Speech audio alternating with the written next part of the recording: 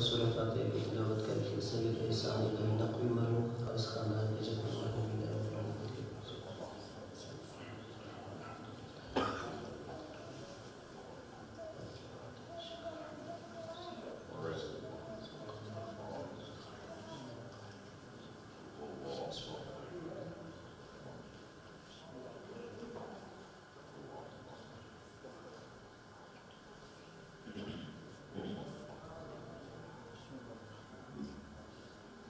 خاندان اہل بیت کی بلند در سے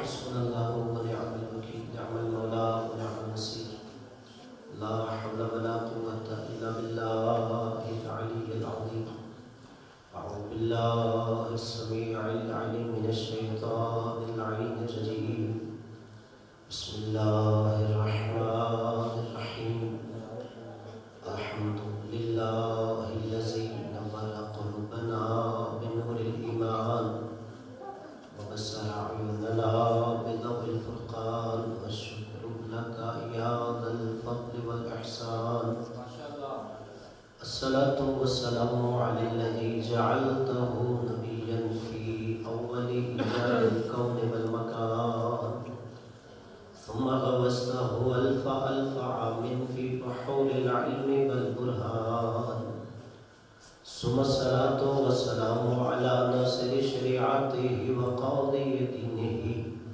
ومنفذ أحكامه والمروج للإيمان والمدمر لأهل الكفر والفسوق والعصيان ثم الصلاة والسلام على زوجته التي نزل في تزويجها القرآن حيث قال سبحانه وتعالى مرج البحرين يلتقيان ثم الصلاة والسلام على اللؤلؤ والمرجان بالخصوص على إمامين وهمامين والسعيدين والشريفين واسمهما الحسنان ثم الصلاة والسلام على باقي الأئمة الذين هم أمناء الرحمن بالخصوص على سيدنا مولانا صاحب العصر والزمان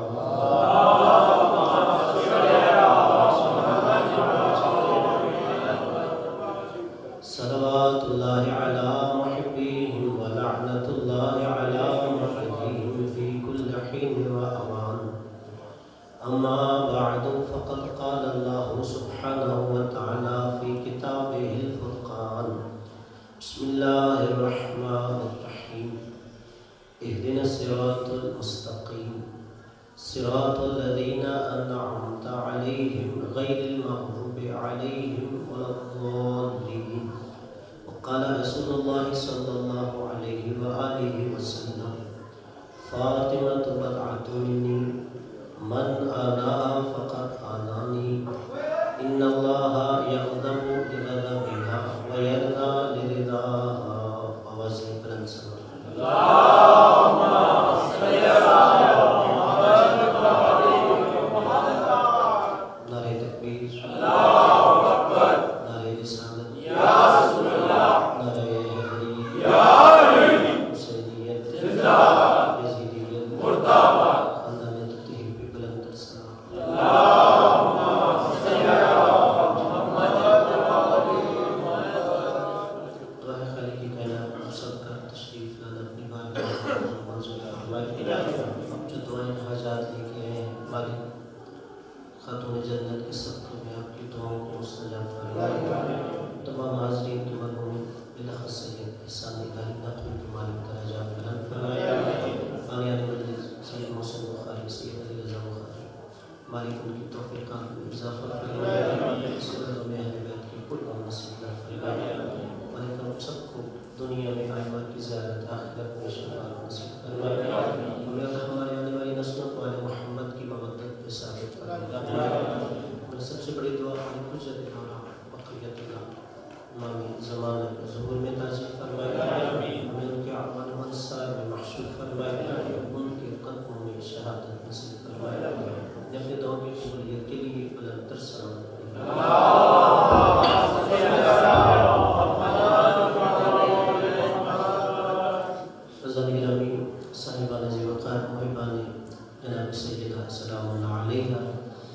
میں آپ کی سماعتوں کی نظر ایک آیت مجیدہ تلاوت کی اور ساتھ میں نبی کا فرمان بھی تلاوت کیا۔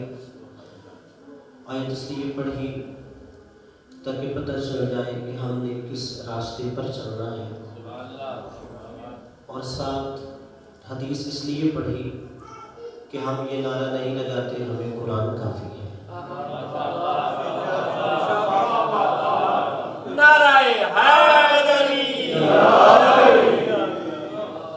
کیونکہ قرآن کو سمجھنے کے لیے نبی اور آل نبی کے دروازے پہ آنا پڑتا ہے۔ جو آیت پڑھی ہے وہ ہر مسلمان دن میں کم از کم 10 دفعہ ضرور پڑھتا ہے کہ اہدنا الصراط المستقیم، ہمیں سیدھا راستہ دکھا، یا ہم کہتے ہیں ہمیں سیدھے راستے پر ثابت قدم رکھ۔ اب یہاں پہ تذکر کے لیے جملہ کہہ دیتا ہوں کہ ترجمے دونوں ہی صحیح ہیں، اپنے اعتبار سے دونوں ترجمہ صحیح کرتے ہیں کہ جس نے بھی سیدھا راستہ نہیں دیکھا وہ کہتا ہے سیدھا راستہ دکھا، اور جس نے سیدھا راستہ دیکھ لیا ہے وہ سیدھے راستے پہ کہتا ہے ثابت قدم رکھ۔ اب پھر یہ سیدھا راستہ کون سا ہے، صراط مستقیم کون سا ہے؟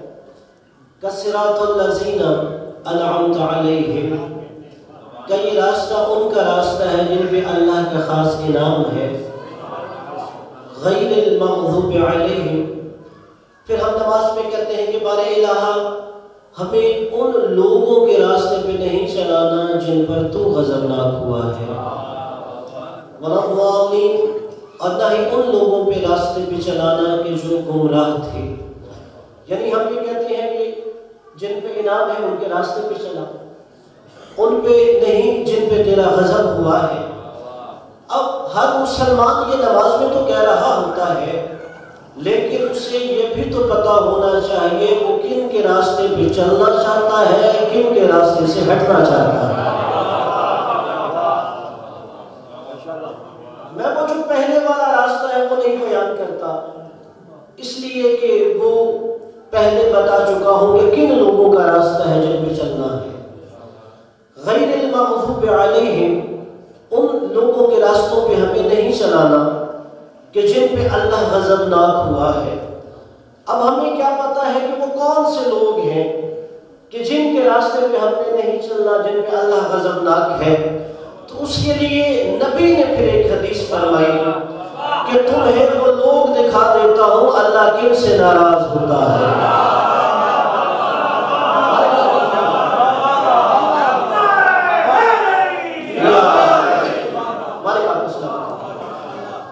اور یہ حدیث متفق علیہ ہے، یعنی ہر مسلمان عالم نے کتاب لکھی ہے کہ نبی نے فرمایا تھا فاطمہ تو بضعۃ منی، فاطمہ میرا جز ہے، من آذاها فقد آذانی، جس نے اسے اذیت دی اس نے مجھے اذیت دی ہے۔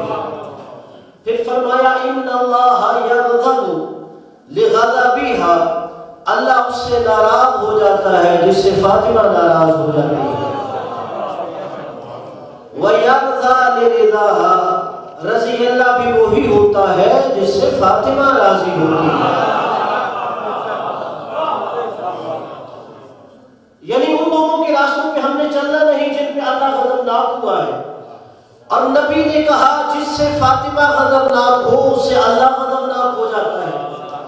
ہم نے ان لوگوں کے راستوں پہ نہیں چلنا جس سے اللہ ناراض ہو جاتا ہے، اور نبی نے کہا جس سے فاطمہ ناراض ہو اس سے اللہ ناراض ہو جاتا ہے۔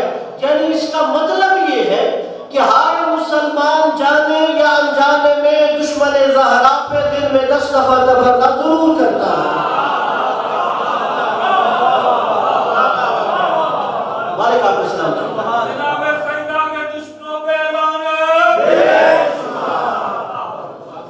یعنی جسے پتا ہے یا نہیں پتا، اس لیے کہ سورہ فاتحہ پہلی 2 رکعتوں میں نماز میں ہر کوئی پڑھتا ہے، تو جانے یا انجانے میں وہ ضرور کر رہا ہوتا ہے کہ مجھے ان لوگوں کے راستے پہ نہ چلانا جن سے فاطمہ ناراض ہو گئی۔ اور جناب سیدہ ناراض کیوں ہوئی؟ یہی کہ جناب سیدہ کے حق کو جھٹلایا گیا تھا۔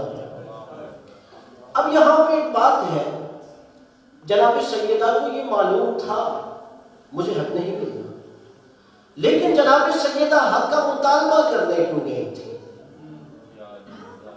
یہ معلوم تھا حق نہیں ملنا، لیکن جناب سیدہ مطالبہ کرنے کیوں جا رہی تھی؟ جناب سیدہ یہ بتانا چاہتی تھی کہ حق کے منکر کون ہے۔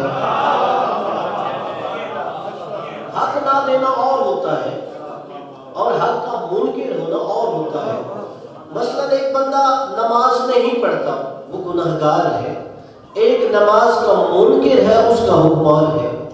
ایک روزہ نہیں رکھتا، وہ گناہگار ہے، ایک روزے کا منکر ہے، اس کا حکم اور ہے۔ جناب سیدہ کو علم تھا کہ مجھے حق نہیں ملے گا، لیکن جناب سیدہ مطالبہ اس لیے کر کے جا رہی تھی کہ تاریخ اسلام میں محفوظ ہو جائے کہ قرآنی آیات کا منکر کون ہے اور آیت پہ ایمان کون رکھتا ہے۔ اور پھر جب ہم فتق پہ بات کرتے ہیں تو دیکھیے، سب سے پہلے یہ فتق پہ ہم دیکھتے ہیں کہ یہ مقدمہ لے کر کون جا رہا تھا۔ اگر یہی سمجھ آ جائے کہ مدعیہ کون تھی تو یہی پتہ چل جائے گا حق پہ کون تھا۔ اگر یہی پتہ چل جائے کہ مقدمے کا دعویٰ کون کر رہی تھی تو یہی پتہ چل جائے گا حق یہاں تھا یا حق وہاں تھا۔ اور اگر مقدمے کی مدعیہ ہی دیکھنی ہو تو اس کے لیے یہی کافی ہے کہ اللہ اس کے لیے آیت تطہیر نازل کر رہا ہے، اور پورا قرآن بسم اللہ کی بات سے لے کر والناس کی سین تک آپ پڑھ لیجئے، سوائے جناب سیدہ کے کوئی بیوی نہیں جسے قرآن صدیقہ کہہ رہا ہو۔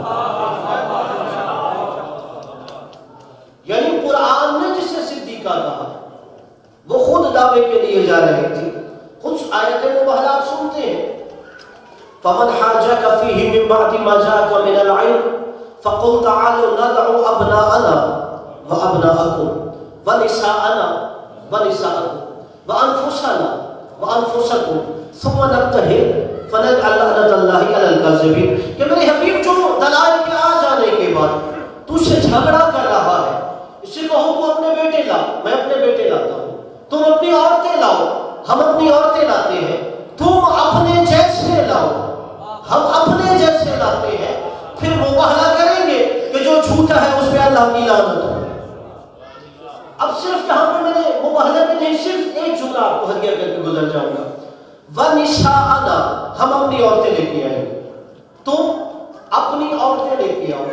اب کسی بھی مسلمان کے سر پہ قرآن رکھ کے پوچھو کہ میدان مباہلہ میں سچی عورت بن کے کون جا رہی تھی؟ صدیقہ بن کے کون جا رہی تھی؟ ہر ایک یہ لکھنے پہ مجبور ہے کہ بنت پیغمبر جا رہی تھی۔ اور دیکھیے نساء عورتیں لے کے آؤ، عورت بیٹی بھی ہو سکتی ہے، عورت زوجہ بھی ہو سکتی ہے، عورت ماں بھی ہو سکتی ہے، یا تو نبی کوئی ایسی بیٹی تلاش کرتے جو فاطمہ سے افضل ہو تو اسے بیٹی بنا کے لے جاتے، یا نبی کوئی ایسی زوجہ تلاش کرتے جو فاطمہ سے افضل ہو، نبی اس زوجہ کو لے کے چلے جاتے، یا کوئی ایسی ماں ہوتی جو فاطمہ سے افضل ہوتی۔ کہا بیٹی بھی اس سے افضل کوئی نہیں، اس لیے کہ کائنات کی رحمت یہ بیٹی بن رہی ہے۔ کہا زوجہ بھی اس سے افضل کوئی نہیں، اس لیے کہ کل ایمان کی نصف ایمان کی مالکن یہ زوجہ بن رہی تھی۔ کہا ماں بھی اس سے افضل کوئی نہیں، اس لیے کہ جنت کے سرداروں کی جنت بھی اس ماں کے قدموں تلے ہے۔ اب اس لیے نبی نے کہا بیٹی بھی اس سے بڑی کوئی نہیں افضل، زوجہ بھی نہیں ہے اور ماں بھی نہیں ہے۔ اب یہاں پر خدا بھی یہ چاہتا تھا کہ صدیقہ دنیا کو دکھا دی جائے۔ لفظ مفرد نہیں ہے، لفظ جمع کا آیا ہے کہ ہم اپنی عورتیں لاتے ہیں، تم اپنی عورتیں لاؤ۔ یعنی یہ نہیں کہا کہ ایک صدیقہ ہم لاتے ہیں، ایک صدیقہ بھی تم لے کے آؤ۔ اللہ نے جمع کا صیغہ استعمال کیا اس لیے کہ دشمن زہرا کا زبان ہمیشہ کے لیے خاموش ہو جائے۔ اگر اللہ مفرد کا صیغہ استعمال کرتا تو لوگ کہتے آیت کے اندر گنجائش ہی نہیں تھی، کوئی کیسے جاتی کہ اور سچی بیویاں تھیں، لیکن آیت نے کہا تھا ایک بیوی نے جانا ہے۔ اللہ نے صیغہ جمع کا استعمال کیا اور عربی میں کم از کم جمع 3 پہ بولا جاتا ہے، یعنی اللہ یہ کہہ رہا تھا محمد اتنی گنجائش ہے تم 3 سچی بیویاں لے کے جا سکتے ہو، لیکن بھرے مدینہ سے ایک فاطمہ کو لے کے جانا بتا رہا تھا، کوئی اور مدینے میں صدیقہ ہوتی تو محمد لے کے جاتا۔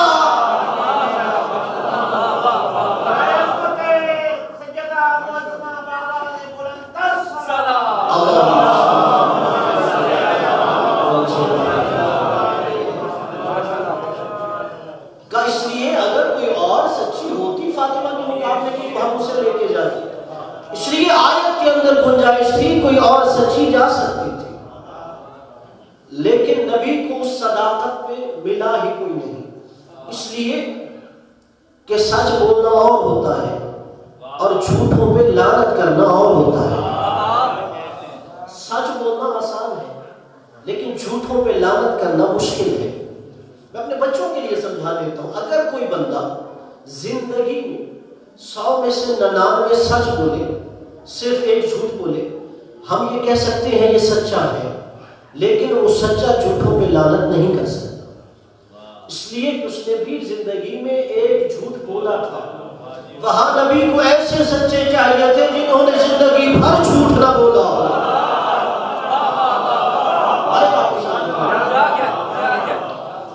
اور وہ بھرے مدینے سے نبی کو صرف علی کا گھرانہ ہی سچا ملا، اور یہی تو کمال ہے، کسی اور کو لے کے نہیں گئے اور علی کے گھر میں چھوڑ کے کسی کو نہیں گئے۔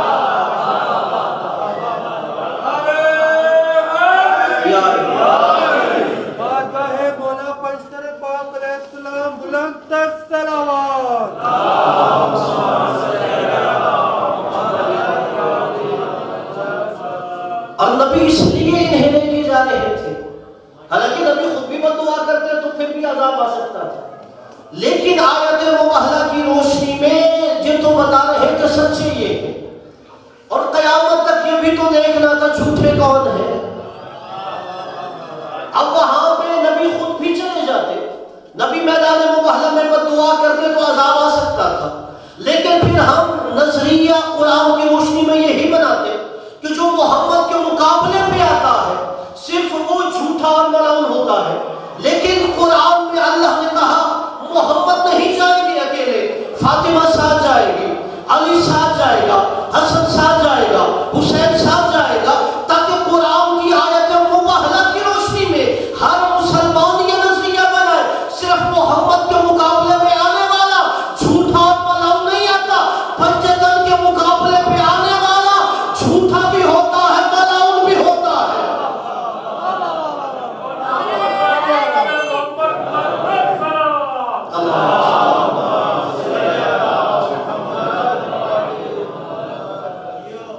نبی یہ بتانا چاہتے تھے، اللہ یہ سمجھانا چاہتا تھا کہ جو بھی پنجتن کے مقابلے پہ آ جائے وہ جھوٹا بھی ہے اور وہ ملعون بھی ہے۔ اور پھر حالانکہ مباہلہ تو نہیں ہوا تھا اور وہ لعنت رک گئی تھی، اب وہ لعنت گئی کہاں پہ؟ اب یہاں پہ قبلہ علامہ علی نقی نکر صاحب کا جملہ ہے، وہ کہتے تھے کہ لعنت صرف معلق ہو گئی تھی، لعنت آ ہی رہی تھی، راستے میں رک گئی تھی، اس لیے کہ ان سچوں کے مقابلے پہ تو آیا ہی کوئی نہیں، کہا صرف رکی تھی، معلق ہو گئی کہ قیامت تک جب بھی کوئی ان پنجتن کے مقابلے پہ آئے گا وہ لعنتی بنتا رہے گا۔ تو میدان مباہلہ کے جو سچے تھے تو مقدمہ فدی کی مدعیہ یہ صدیقہ بھی بن رہی تھی۔ اور پھر اگر دیکھا جائے کہ وہاں پہ گواہ کیسے ہیں، کوئی بھی اگر آپ مقدمہ دیکھیں تو جب یہ دیکھتا ہے کہ اس مقدمے کے گواہ کیسے ہیں، اور اس لیے عام طور پہ عدالتوں میں یہی دیکھا جاتا ہے کہ اگر گواہ مضبوط ہے تو تم مقدمہ جیت جاؤ، اگر گواہ کمزور ہے تو مقدمہ ہار جاؤ گے. اور قبلہ اس کے لیے یہی کافی ہے کہ صدیقہ بی بی نے پہلا گواہ اسے بنایا جو قرآن میں اللہ کے ساتھ محمد کی رسالت کا گواہ تھا. یہ تو آپ سنتے ہیں کہ مولا علی نے گواہی دی، لیکن علی ہی گواہ کیوں بن رہے تھے؟ جائیے پڑھیے سورہ رعد. وَيَقُولُ الَّذِينَ كَفَرُوا لَسْتَ مُرْسَلًا قُلْ كَفَىٰ بِاللَّهِ شَهِيدًا بَيْنِي وَبَيْنَكُمْ وَمَنْ عِندَهُ عِلْمُ الْكِتَابِ. میرے حبیب کافر کہتے ہیں تو اللہ کا رسول نہیں ہے. انہیں کہو رسالت کے دو گواہ ہیں، ایک اللہ گواہ ہے، دوسرا وہ بندہ ہے جس کے سینے میں علم الکتاب ہے. اب وہ علم الکتاب والا گواہ کون ہے؟ مولا علی کو گواہ بنا رہے تھے.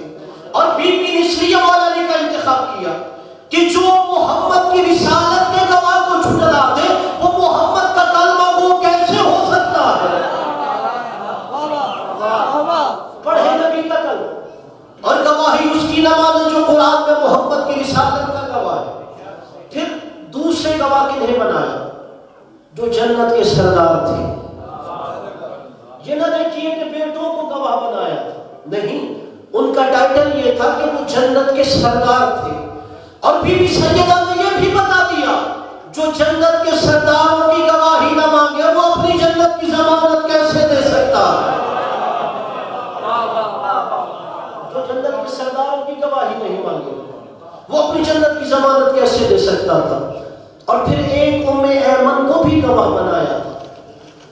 اب یہاں پر بھی ایک فقہی نکتہ ہے، اس لیے کہ ام ایمن کو گواہ اس لیے پیش کیا، خود ام ایمن کا وجود ہی دلیل وراثت تھا. بڑے آپ چپ ہو گئے، جملہ مشکل کہ اس کا وجود ہی دلیل وراثت تھا. جناب ام ایمن نبی کو وراثت میں کنیز ملی تھی. اگر ان کے وارث ہی نہیں ہوتی تو محمد کو وراثت کیسے مل گئی؟ ان کی تو وراثت ہی نہیں ہوتی. تو ام ایمن وراثت میں کہاں نبی تک چلی آئی. اور پھر اس کے بعد جب گواہی کے لیے پیش کیا گیا تو اسما کو پیش کیا گیا. اسما بنت امیس. یہ کون تھی؟ یہ حاکم کی بیوی تھی. وہ جو حاکم تھا اس کی زوجہ تھی. اور وہ بھی جناب سیدہ نے کیوں گواہی کے لیے پیش کیا کہ اگر حاکم سچی بیوی کو جھٹلائے گا تو میں گواہ اس کے گھر سے لے کے آؤں گی جو گواہی دے گی فاطمہ صدیقہ ہے. ایسی گواہی یہ فاطمہ سچ بول رہی ہے. اور اسی لیے جناب سیدہ نے 3 طرح سے دعویٰ کیا تھا. آپ تو اکثر سنتے ہیں وراثت کا، یہ 3 طرح سے تھا. پہلا جناب سیدہ نے کہا وہ فلک میری ملکیت ہے، اس لیے کہ وہاں پر ملازم میرے کام کر رہے ہیں. آپ بھی جانتے ہیں کہ قانون ہے، ملکی بھی یہی ہے اور شریعت بھی یہی کہتی ہے.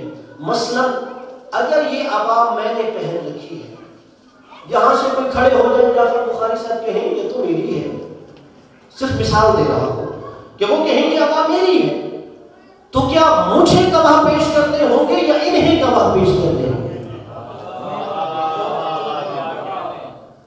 یہ خود میرے پاس ہونا دلیل ہے کہ میری ملکیت میں ہے. اگر وہ کہہ رہے ہیں میری ہے تو گواہ انہیں پیش کرنے چاہیے. جناب سیدہ نے کہا فلک تو میری ملکیت میں ہے، اگر یہ میری ملکیت نہیں تو گواہی تجھے دینی چاہیے. میرے پاس ہونا ہی دلیل ملکیت ہے گواہ. چونکہ حاکم تھا انہوں نے جناب سیدہ کے ملازموں کو نکال دیا زبردستی. پھر جناب سیدہ نے دوسرے کہا اچھا چلو تم نے قبضہ لے لیا مجھ سے. اب جناب سیدہ نے کہا رسول یہ مجھے ہبہ کر کے گئے تھے، میری ملکیت میں لے کے گئے تھے. تو اب وہاں پہ حاکم نے کہا تھا کون گواہ ہے کہ جناب رسول خدا نے یہ ہبہ کیا تھا؟ تو پھر مولا علی کو، حسنین کو، ام ایمن کو، اسما کو گواہی کے طور پہ پیش کیا تھا. یہ دوسرا تھا. اور پھر گواہی یہ نہیں تھی جناب امیر المومنین میں کہ انہوں نے کہا ہو کہ فاطمہ سچی ہے یا نعوذ باللہ یہ بی بی سچ بول رہی ہے. مولا علی نے وہاں پہ حاکم کو مخاطب کیا. مولا علی نے کہا تو یہ مانتا ہے کہ آیت تطہیر اس بی بی کی شان میں نازل ہوئی؟ حاکم کہتا ہے ہاں میں گواہی دیتا ہوں کہ آیت تطہیر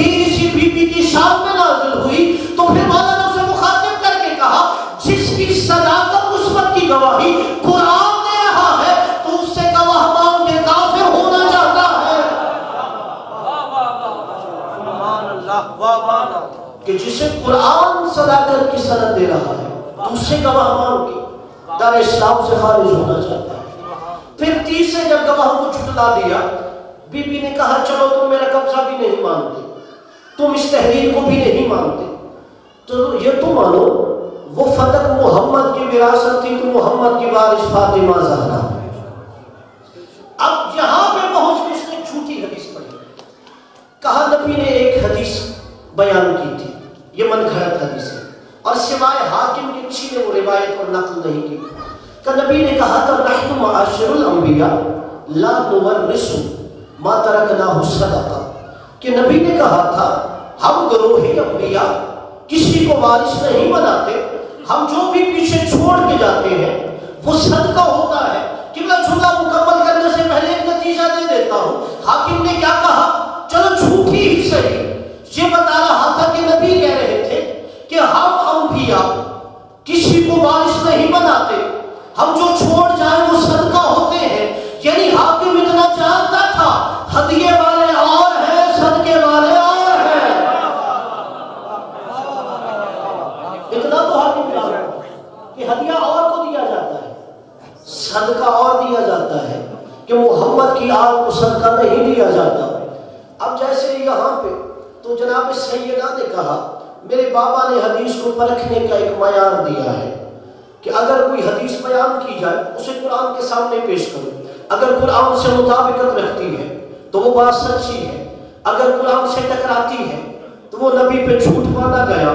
اب جیسے ہی اس نے یہ کہا تو فوراً جناب سیدہ نے کہا کہ تمہارا دعویٰ قرآن کے خلاف ہے. اب بی بی نے اپنے دعوے کے دلیل میں آیتیں پڑھنا شروع کی. اب میرے جتنے بھی برادران اسلام ہے لطف اس بات کا ہے, وہ سامنے کون بیٹھا تھا جنہوں نے یہ نعرہ لگایا تھا حسبنا کتاب اللہ, ہمیں قرآن کافی ہے. خود صحیح بخاری کے اندر حدیث ہے جب نبی دنیا سے جا رہے تھے, نبی پیر کے دن انتقال ہو رہا تھا, جمعرات کے دن نبی نے اصحاب کو جمع کیا کہ مجھے ایک قلم اور دوات دو, تمہیں ایک حدیث لکھ دیتا ہوں, اس حدیث کے ہوتے ہوئے گمراہ نہیں ہوگے. تو یہ جو حاکم تھا اسی کے گروپ نے نعرہ لگایا تھا حسبنا کتاب اللہ, ہمارے قرآن کافی ہے حدیث نہیں چاہیے, ہمیں قرآن کافی ہے حدیث نہیں چاہیے, ہمیں قرآن کافی ہے حدیث نہیں چاہیے. قبلہ جب نبی نے کہا حدیث لے لو تو نعرہ لگایا تھا ہمیں قرآن کافی ہے. وہ جو نعرہ لگا رہا تھا ہمیں قرآن کافی ہے, اس نے 3.5 گھنٹے میں ایک بھی آیت نہیں پڑھی. وہ جو نعرہ لگا رہے تھے ہمیں قرآن کافی ہے, اس نے ایک بھی آیت نہیں پڑھی. اور یہ بی بی کون تھی, یہ مصدر حدیث کی بیٹی تھی, یعنی نبی کی زبان مبارک سے نکلنے والا ایک ایک جملہ حدیث بنتا ہے. اور بنت پیغمبر نے سارے خطبے میں ایک بھی حدیث نہیں پڑھی, یعنی حاکم نے ایک بھی آیت نہیں پڑھی اور جناب سیدہ نے ایک بھی حدیث نہیں پڑھی. شاید جناب سیدہ یہ سمجھا رہی تھی اگر میں چاہوں تو بابا کی ساری زندگی کا خلاصہ اس کی حدیثوں میں بیان کر سکتی ہوں, کہ نہیں لوگ یہ کہیں گے محمد کی بیٹی ہے اپنے بابا کی باتیں سنا رہی ہے, اس لیے آیتوں پہ آیتیں سنائی ہے. اور جناب سیدہ حاکم کے چہرے سے نقاب بھی الٹنا چاہتی تھی کہ یہ لوگ وہ ہیں. جب میرا بابا دنیا سے جا رہا تھا بابا نے کہا مجھے قلم دبا دو تو میں حدیث لکھ دیتا ہوں, یہ کہہ رہے کہ قرآن کافی ہے. جناب سیدہ نے ان کا حقیقی چہرہ دکھا دیا. جب بابا کہہ رہا تھا مجھ سے حدیث لے لو, کہہ رہے تھے قرآن کافی ہے, آج میں آیتیں سناتی ہوں, مجھے جھوٹی حدیث سناتے ہیں. یہ نہ قرآن مانتے ہیں نہ حدیث مانتے ہیں.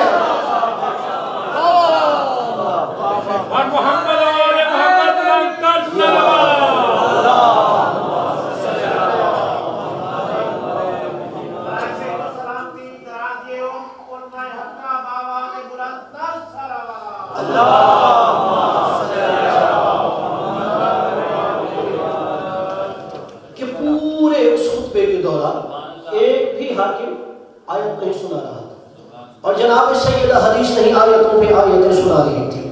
جیسے اس نے کہا کہ نبی نے کہا نحن معاشر الانبیاء لا نورث ما ترکناہ صدقہ، کہ ہم کسی کو وارث نہیں بناتے، ہم جو چھوڑ جائیں وہ صدقہ ہوتا ہے۔ جناب سیدہ نے کہا لقد جئت شیئا فریا، تو نے بابا پہ جھوٹ باندھا ہے کہ میرے بابا نے کبھی یہ بات نہیں کی۔ اور پھر جناب سیدہ نے کہا اچھا دیکھو ہم قرآن سے دیکھ لیتے ہیں کہ آیا قرآن سے ٹکراتی ہے یا یہ حدیث قرآن کے مطابق ہے؟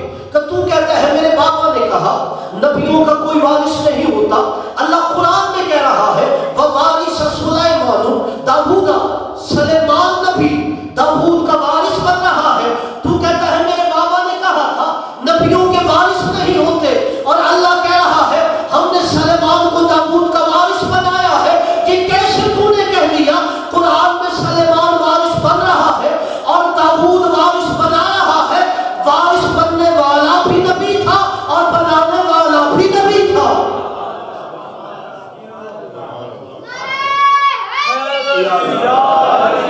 ابھی بھی نے دوسری آیت پڑھی کہ تم نے کہا بابا نے کہا نبیوں کے وارث نہیں ہوتے، کہا جاؤ سورہ مریم پڑھو۔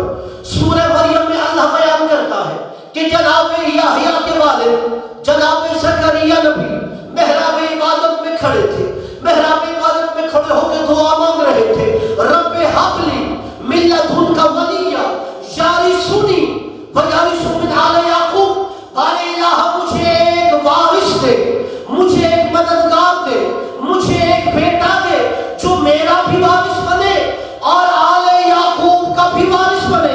جناب سیدہ نے حاکم کو کہا تو کہتا ہے میرا بابا کہہ رہا تھا نبیوں کے وارث نہیں ہوتے، اور قرآن کہہ رہا ہے کہ زکریا نبی محراب عبادت میں کھڑا ہو کے اللہ سے دعا مانگ رہا ہے کہ مجھے بیٹا عطا کر، وہ میرا بھی وارث بنے اور آل یعقوب کا بھی وارث بنے۔ تو سنو زکریا وارث مانگ رہا تھا، یحییٰ وارث بن کے آ رہا تھا، کہ وارث مانگنے والا بھی نبی ہے اور وارث بن کے آنے والا بھی نبی ہے۔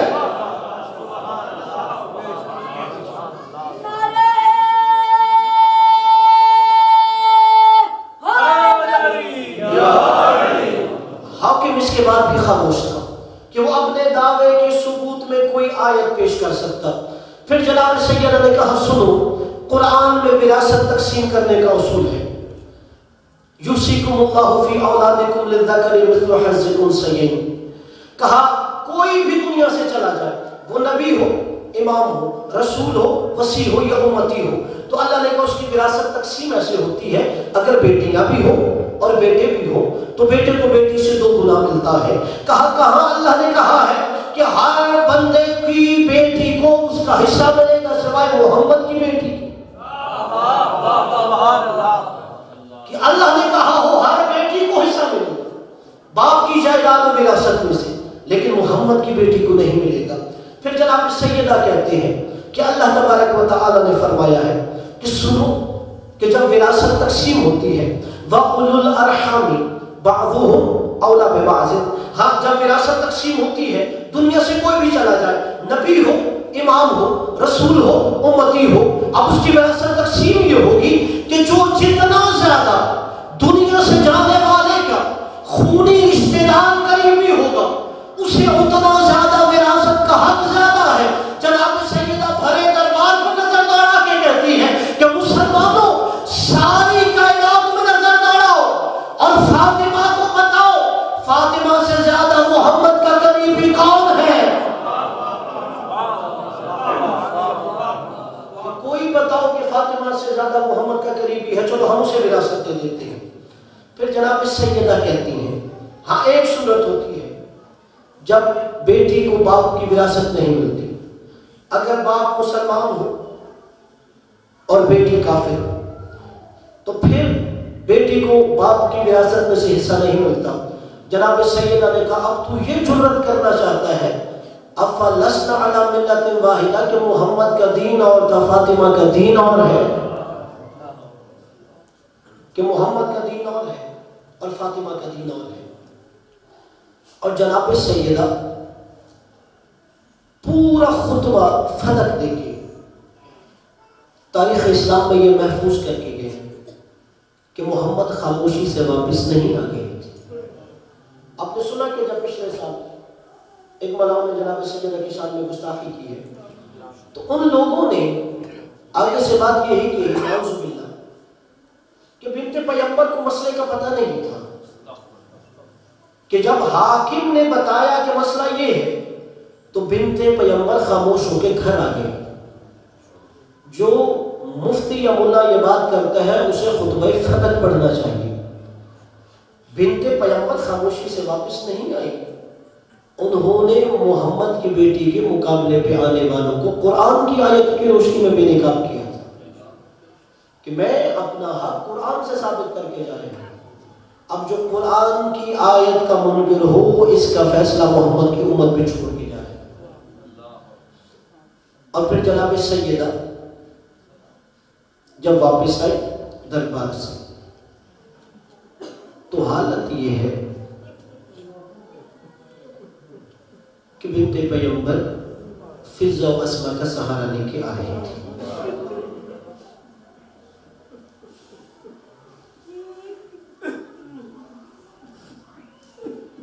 عزیزان گواہی تو مولا علی اور حسنین نے دی تھی، پھر روایت میں ہے کہ ایک تحریر بھی سیدہ نے پیش کی تھی، کتاب کا نام ہے دلائل الامامت، اس سے روایت پڑھ رہا ہوں۔ ملاؤں نے اتنی جسارت کی محمد کے ہاتھوں سے لکھی ہوئی تحریر کو پھاڑ کے اوپر تھوک پھینک دی۔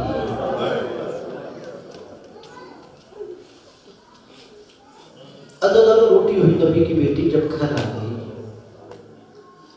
تو علی نے یہی پوچھا تھا فاطمہ کیا ہوا، اگر ایک باغ کا ٹکڑا نہیں ملا؟ تو بنت پیغمبر نے کہا علی میں اس لیے تو نہیں رو رہی مجھے وہ باغ کا ٹکڑا نہیں ملا، فاطمہ اس لیے روتی ہے مجھے کہہ رہا تھا فاطمہ تو جھوٹ بول رہا ہے۔ اجرکم علی الزہرا۔ میرے جتنے شیعہ سنی بھائی ہیں، جب نبی کی بیٹی دنیا سے گئی تو عمر مبارک کیا تھی؟ 18 سال تھی۔ اہل بیت کے گھرانے میں 2 فرد ہیں جو 18 سال کی عمر میں دنیا سے رخصت ہو گئے۔ ایک حسین کا علی اکبر تھا، ایک حسین کی ماں فاطمہ زہرا سلام اللہ علیہا تھی۔ لیکن عزاداروں میں کہتا ہوں مولا علی اکبر علیہ السلام کی شہادت بھی بہت بڑا درد تھا، لیکن فاطمہ سلام اللہ علیہا کی مصیبت علی اکبر سے بڑھ گئی تھی کہ فاطمہ 18 سال کی عمر میں بوڑھی ہو گئی۔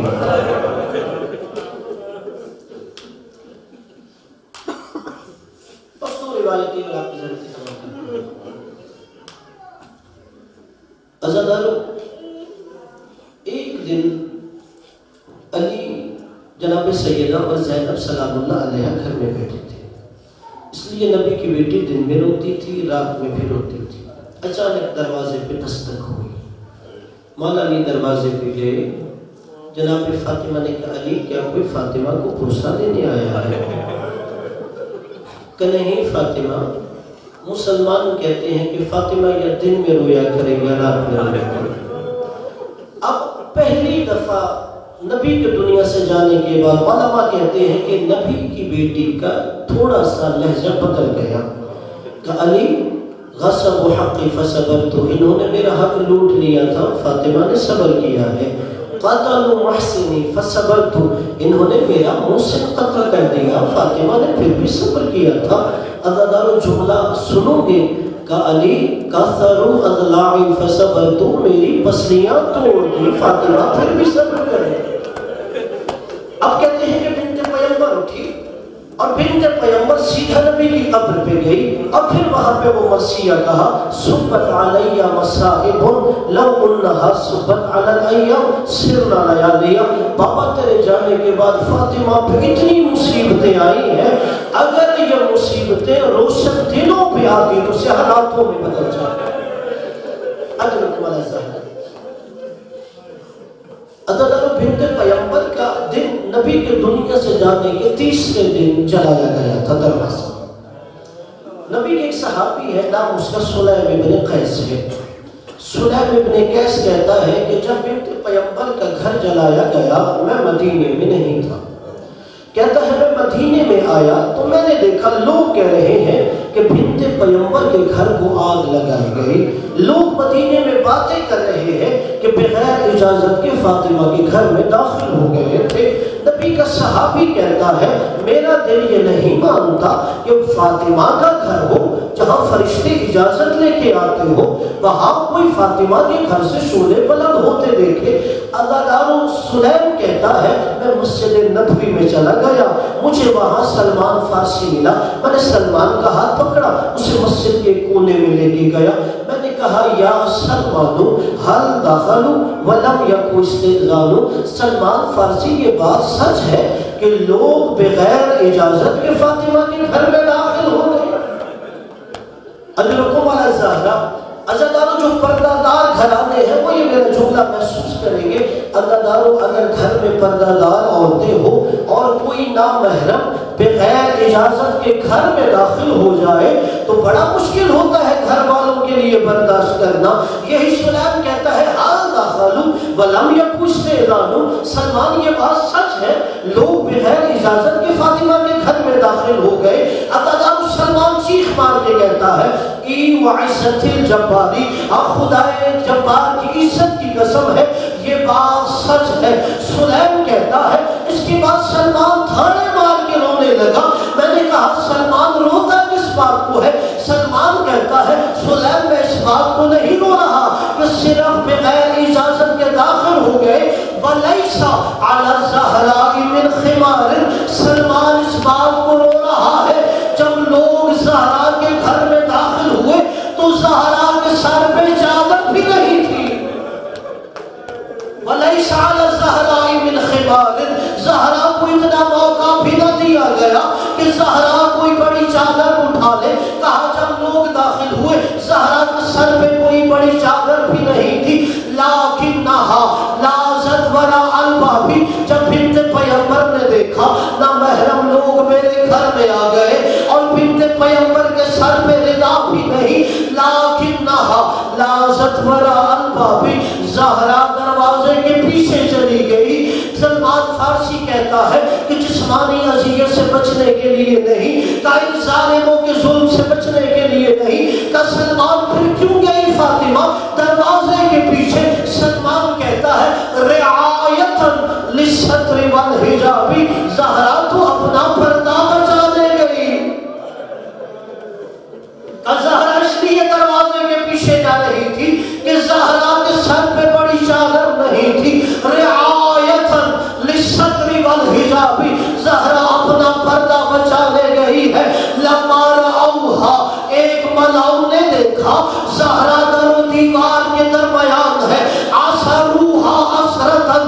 عزادارو علماء جملے کا ترجمہ نہیں کرتے اور میں صرف اشارہ کر کے گزر جاتا ہوں. عصروہا عصرتاً, ایک ملاؤں نے دیکھا زہرا